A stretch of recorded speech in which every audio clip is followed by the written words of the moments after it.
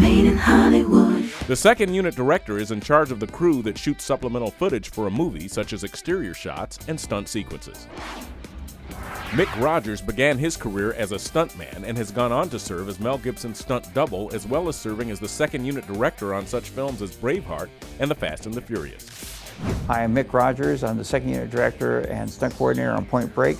You're watching Made in Hollywood, and here are some scenes from Point Break.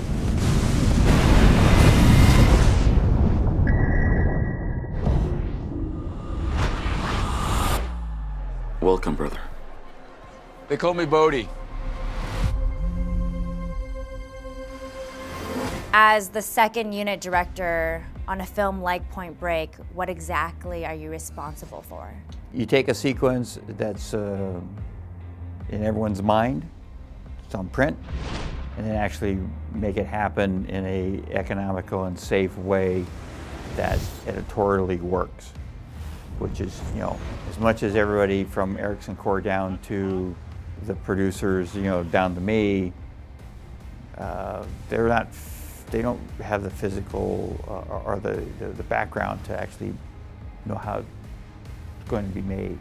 That's what I do. I make sure we have the right stunt people, and I make sure that, you know, I'm in charge of all the camera placements and picking locations and how it's going to be editorially put together.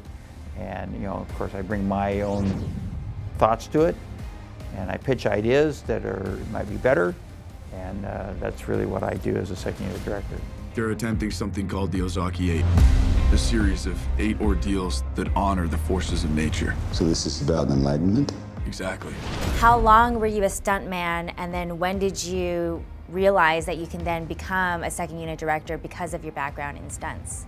I started in the stunt business, I was like about 18. I was already a stunt coordinator at like 24, and running shows, and it kind of one of those deals where you don't think about it, and one day they say, hey, just take a camera and go shoot these shots. And I'm like, okay, great, prop. And then you go, oh, I'm good at this. So I've been directing second units since I was about 26. I know where he's going. Free solo rock climbing. Angel Falls, Venezuela. We can't even get into the country. I will not let this go. Using Point Break as an example, how would you describe a normal day of work for you? A normal day of work for me is a crew of 120. We're probably doing something, say like in Venezuela, to film Chris Sharma and the guys climbing. You're putting them over the side of a 3,000-foot waterfall that's straight down, on ropes, on climbing gear, and setting up 4 different cameras, which takes a while. Normal day is like, you know, turning cars over, lighting people on fire, doing battle sequence. It's a normal day. What are you doing here, Utah? Maybe I'm chasing the 8. A man who pushes his boundaries ultimately finds them. Come with us.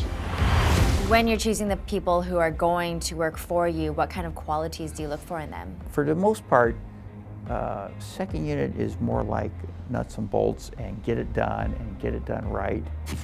It's more about like the stunt performers that I hire, and then I talk to them like what we want them to do and how we want it to work. There's a lot of people that direct, but they have no idea about the mechanics of what they're asking for. Hey, we want the car to turn over, but they have no clue how to get there. I've forgotten more ways to turn over a car than most people know.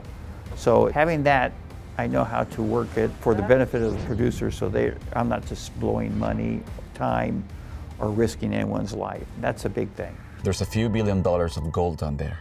You're gonna steal it? No, we're going to liberate it. What other qualities do you think a young person would need to really succeed in the entertainment industry? Perseverance, and not to believe their own press, you know. You can come out of high school in a theater department, everyone can tell you you're great, you're the greatest actor in the world, and you get to Hollywood and there's 100 other people just like you in the same room. Everybody wants to be in pictures. And to be patient and to understand that it's a business about relationships. It's 90% of who you know, but then that last 10% is oh so important because you have to perform. So it's really, you know, you really have to make relationships and get to know people. They give you a chance and you can't fail on that chance.